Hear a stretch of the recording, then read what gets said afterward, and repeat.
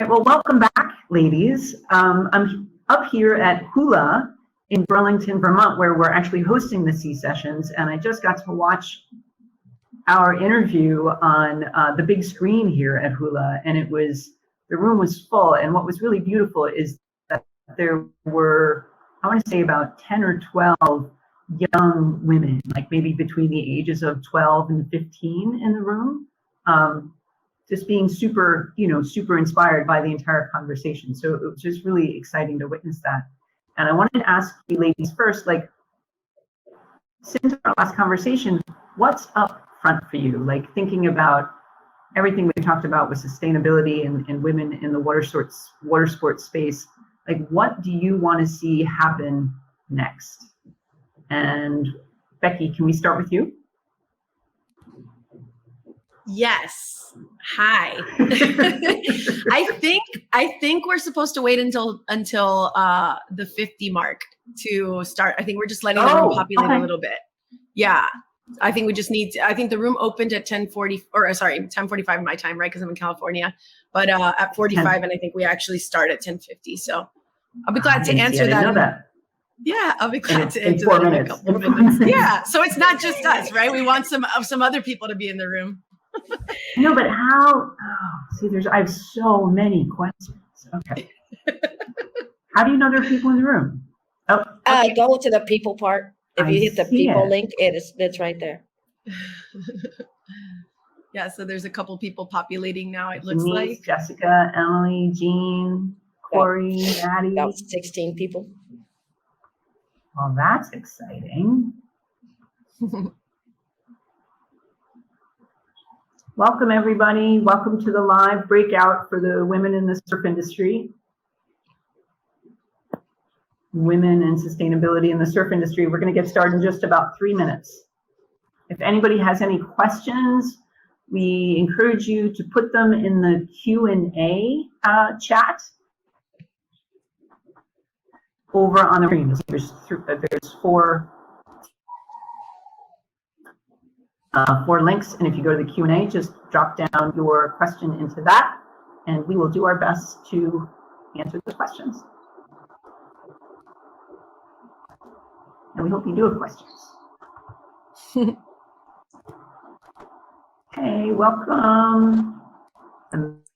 Amazing. Welcome, Jason, Julie, Jordan. So great. It's great to see everybody dropping in.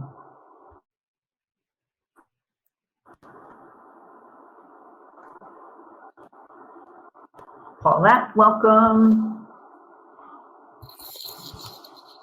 Super fun to have a conversation with a larger audience with these incredibly influential women from within the surf industry. Thanks for coming.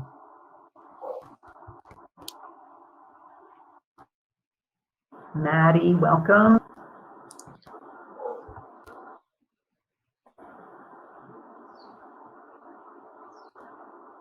Okay, we're going to get started in just about 2 minutes. Again, if people are just dropping in and you'd like to ask a question of our panelists here, we ask that you just go to the Q&A tab on the right-hand side of your screen and ask your question there. All questions, we'll do our best to get to them.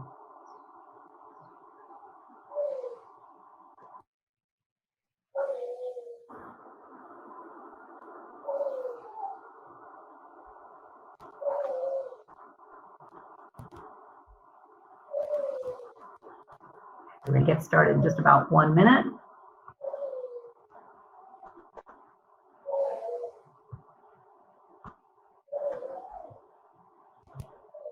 This is amazing. Welcome to all those people who are joining us.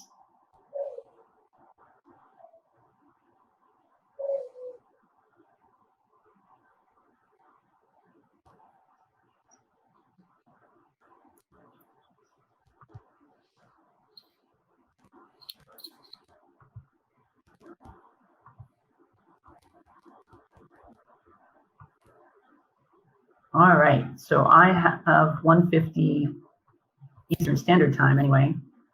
So I guess we'll begin, right? And I want to welcome everybody back. So we are here today I'm today at Hula, here in Burlington, New York, where we're actually hosting the C sessions on H2O. And it's been super exciting to be here and also to watch people engage in these conversations about sustainability. I got to watch the live broadcast that we did with these incredible ladies on the big screen just a few moments ago. And as I was saying, there were probably about 12 to 15 young women between the ages of 12 and 15 who were watching and taking in everything that was being said. It was so excellent to see that. And so I want to welcome back to our panelists, Becky Mendoza from the Changing Tides Foundation.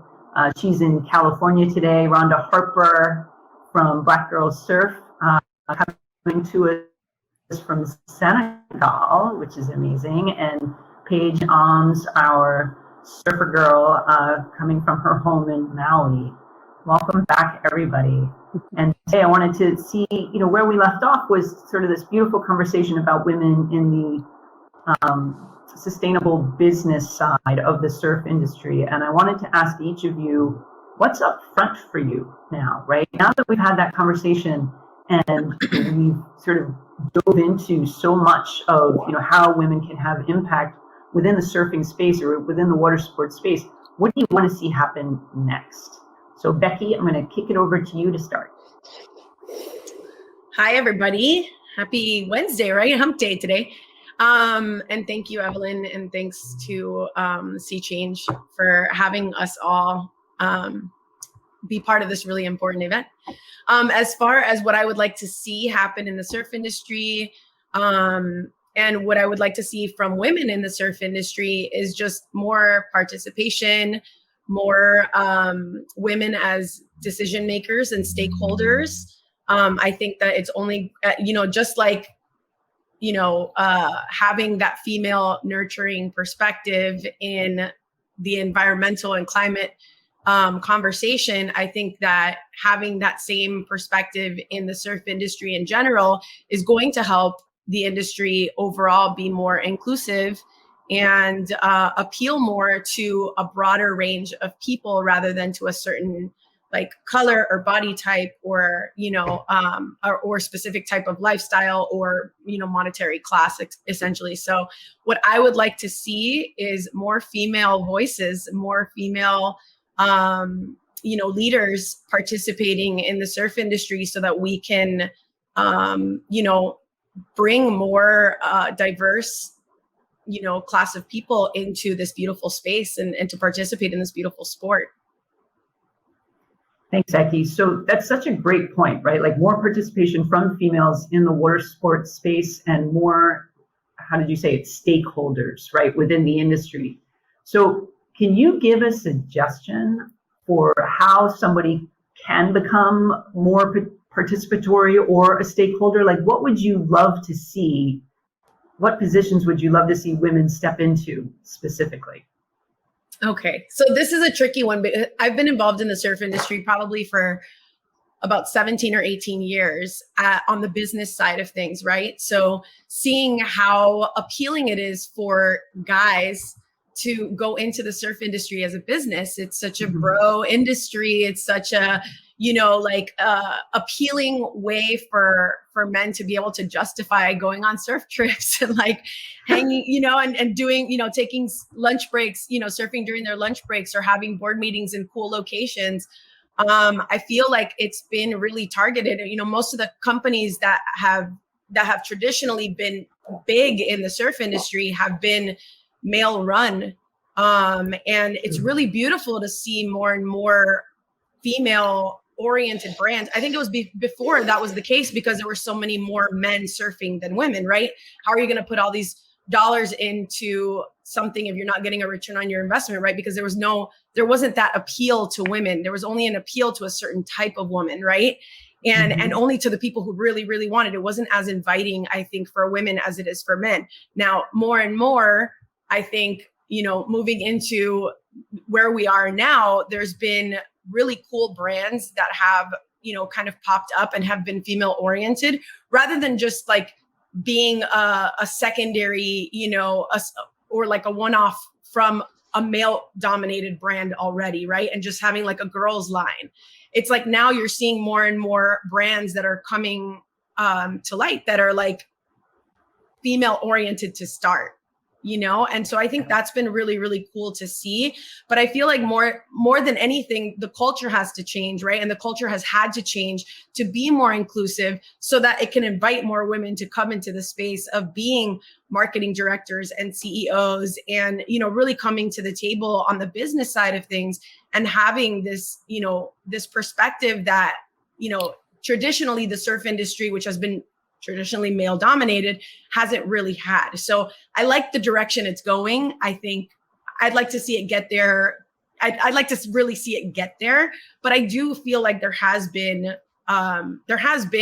movement in that direction for the last, I would say over the last like maybe less than a decade, where it's really been like, okay, you're seeing bigger brands like the Sia, you're seeing brands like Sister Revolution, you're seeing, you know, Roxy really stepping up their games. You're seeing brands that are female oriented, that, you know, that are now appealing to the female audience instead of appealing to just the males who want to see girls in bikinis, right? Now you're saying, hey, this is not just for perfect body types. This is not just for, you know, one specific, it's not to appeal to men, right? This is like for women to be included and be able to have adequate performance wear and be able to have adequate tools that they need to feel comfortable in this space of the ocean.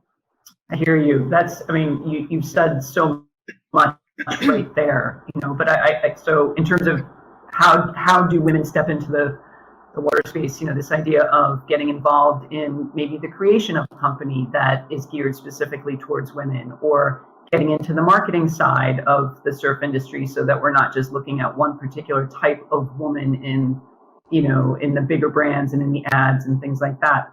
I'm going to move over to you, Paige, because I know you're such a major force in this regard as an athlete. What would you like to see with, you know, in connection with more women coming to the water and I was going to use the word, and I'll just use it, and dominating the water sports space? I'd say I'm gonna echo everything that Becky just voiced, because it starts from the top down, and I truly feel that if more women were at the top of these businesses and these publications, we would have more women being showcased. And we're starting to see it. There are little glimpses here and there, and I want to see it to where we see a CEO announced for a surf brand and we're not like, oh, it's a woman.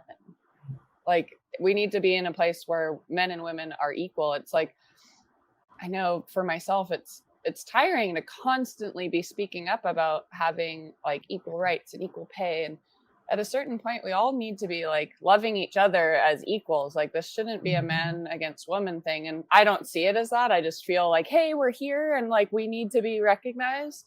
Yeah. And I've always kind of had that attitude towards it. I would love to see the ocean just, you know, like filled with more women out there because they love it. And here you're seeing that a lot on Maui. We have a lot of up and coming girls, and it's so exciting because my age group, growing up here on a tiny island, there was a huge gap. I'd say like at least 10 years to where there were more young little chargers out in the lineup. And now it's like, I want to say almost 50-50. Like, there's so many young girls surfing here. So it's really exciting.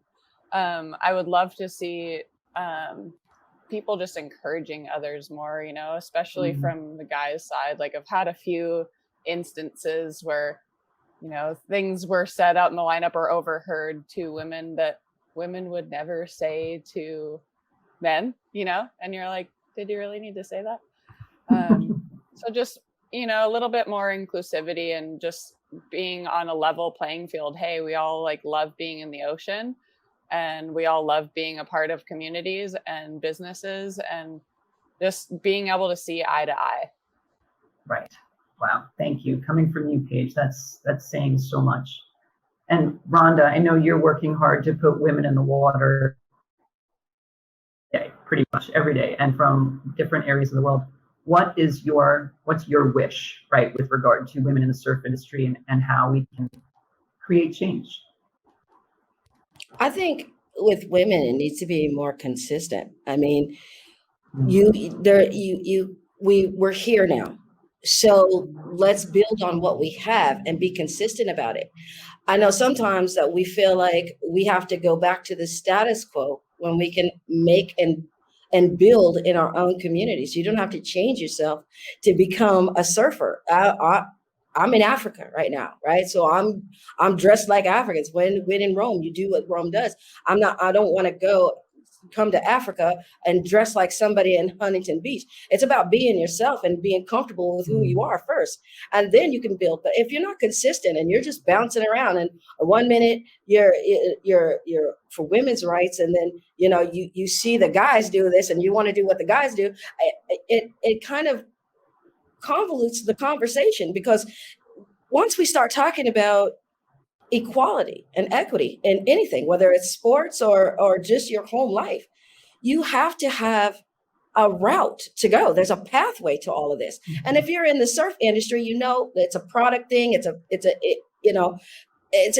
ocean thing. It's a health thing. It's everything. And so if you're not consistent and you're just kind of bouncing around, people don't really know which latch to hand on to. So with me, I try to encompass the entire thing, whether it's surf therapy, our branding, how we present ourselves.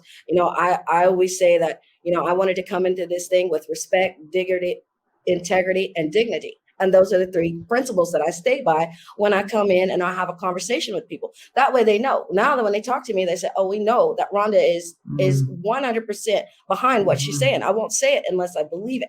So when we become consistent, right? Even when we're talking to these big brands, there's so many women brands, but then you see them like venture off into the status quo and you're like, wait a minute, come back. You had a good point. Stay by that point. I will not go this way. I will not go this way. There's only one pathway for me. And that is the pathway that I feel we need in this industry, especially as a woman of color, right? So if I decide that the imagery should change because this is what this brand wants, now I'm dyeing my hair and I'm going this way, then how is the little Black girl in the hood or in the inner city going to relate to that person, because they just saw this person come from this and now they changed to this? So consistency for me is the thing that is important.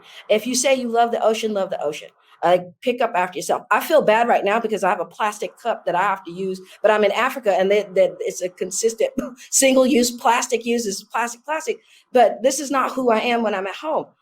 So just being consistent and knowing what you want out of this thing. We knew what we wanted. We wanted to see more women of color.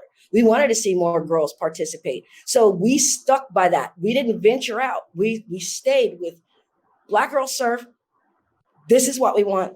This is the pathway. And this is the end goal. This is what we want to see. So now in November, you get to see that. You get to see the contest. And you get to see that we started this thing from the surfer who didn't know how to surf all the way to now the girls that are now competing in surf contests. And it just, I don't really pay attention to the boys.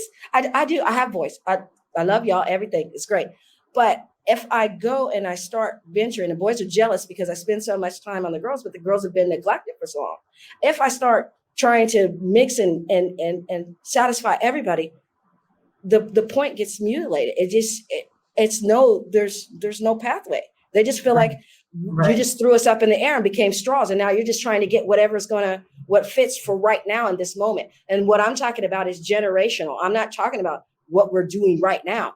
Paige is setting the standards for the next generation. Becky's setting the standards for the next generation. And if they're not consistent, then those little girls who have looked up to them for so long, they're going to be lost. Thank you so much, Rhonda. You're such a powerful figure, and just that message of consistency, right? Like choosing your path, and then knowing what it is, right? And Liz gave us such a beautiful example of that from our talk. How to find what is our path individually, and then sticking with it, over time, and having the long view, not just for ourselves but for generations to come. It's just amazing, So as a female publisher. One of the reasons why I took over Stand-Up Journal is because the magazine had a consistency of just the only images of women were like in the ads, you know, in their bikinis and stuff. And it made me crazy because there was no women being represented adequately, in my view, in that magazine. So, yeah, you know, just finding out where we can help and just moving forward is amazing. What I want to make sure that we leave plenty of time for questions, because we're really here to have that audience participation. And for those of you who want to ask a question of these incredible ladies, please go to the Q&A tab on the right-hand side of your screen and drop your question there. I do have a question from Melanie White with regard to being the only female-led surf adventure school, right? So she is the only female-led surf adventure school that she knows of, and she says she's met huge resistance from male-led schools because of her presence and her success. And I think we can all relate to that, right? Being the only woman doing something and then hitting a wall, right, with regard to, you know, just maybe some male backlash in terms of, and I don't want to make this about, you know, gender, you know, specific, but, you know, what do we do when we find success and then feel that backlash that sometimes comes when you begin to rise to the top? Do any of you three have some suggestions, right? Because that is a relevant conversation. For me in this space, I ignore it because I know that I'm the first to do what I'm doing right now. And I have the temperament that I can ignore you and you're standing 2 feet from me. I am very focused on what I'm doing and what I'm trying to achieve. Men since 2003 have been trying to keep me from doing it. They labeled me as crazy, right? Another whole surf group was predominantly men. They labeled me as crazy. I just found out like this year that they had labeled me as crazy, and they wouldn't associate with what I'm doing. But now I'm getting emails from them. Now I'm getting donations from the same people who tried to keep me back. So don't ignore it. You know how they put the little blinders on the horses when they're just put those blinders on, go straight forward. You see the goal line. That's the goal. It's not this, it's that. And until you learn that, you're always going to worry about what people say. I don't worry about what people say about me. People are going to say, and I'm going to say one thing that Whoopi Goldberg taught me a long time ago. The days will be gone and you'll still be here. They said this, they said that. They're going to be gone and you're still going to be here. So you need to continue on your path because that's your path. That's not their path. They might be here and around you and work around you and co-workers and all those things, but they don't worry about what they said. Worry about what you say. Worry about what your heart says and how to go forward. And until you get that, you're always going to be distracted. Everybody's going to give you a distraction. That's the life. And especially this life where everybody's trying to get a little piece. You just cannot. News articles will say things negative, everything negative. Forward. Thank you. I mean, you remind me so much of one of my favorite Laird Hamilton quotes, which is, don't look at what other people are doing because you are not other people. Right? So just I'd like to say something to that respect. Please.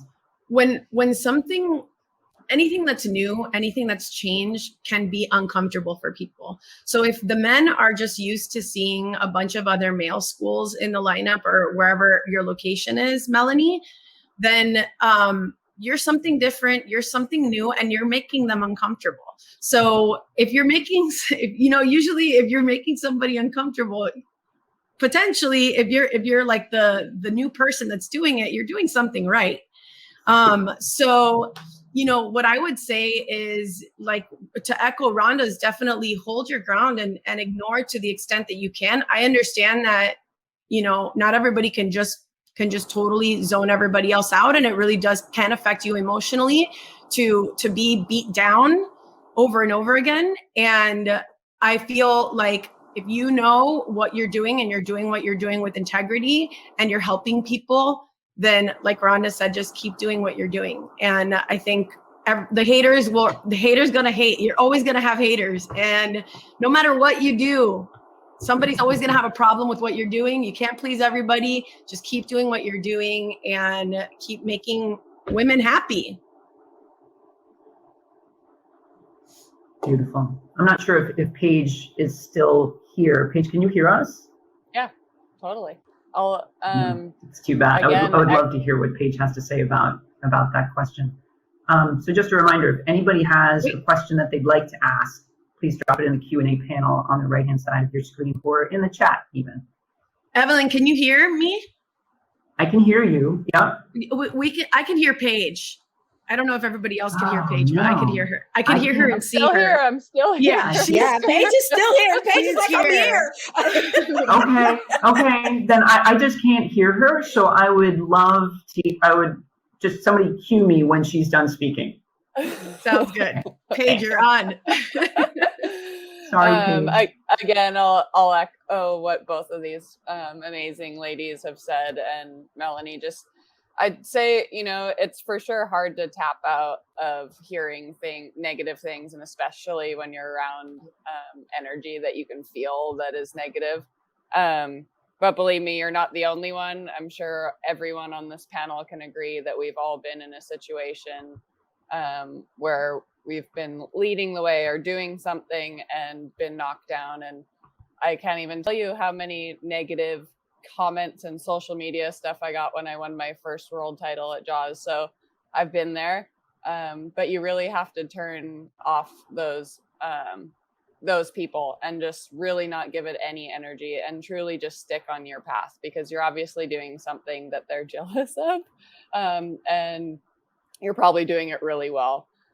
So just stick on your path, stay true to who you are, and just continue to do your best. It's like, there's going to be people that disagree and haters going to hate for sure, no matter what we're doing. And you got to just stay focused on you. Evelyn, she's done. He is done.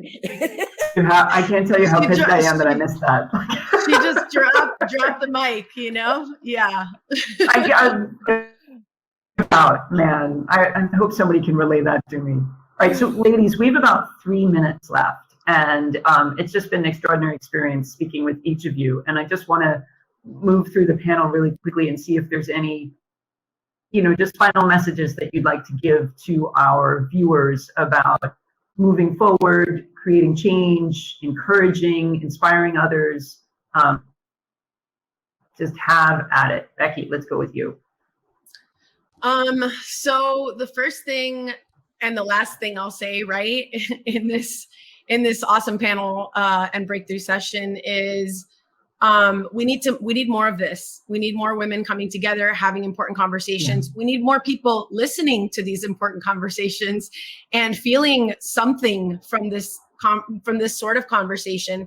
We need, like I said, more women as stakeholders. Like, what can we do to encourage more women to not only come into the ocean and try surfing, but also get involved in the organizations, in the governing bodies, in the companies, and who's going to be the champion for women. And we need to encourage men also to come to the plate, to raise their hands and say, I'm here to empower women too, because more women means more like epicness for everybody in the surf industry, not just for a small handful of people. So I think, we need more conversations, and we need more, just more involvement.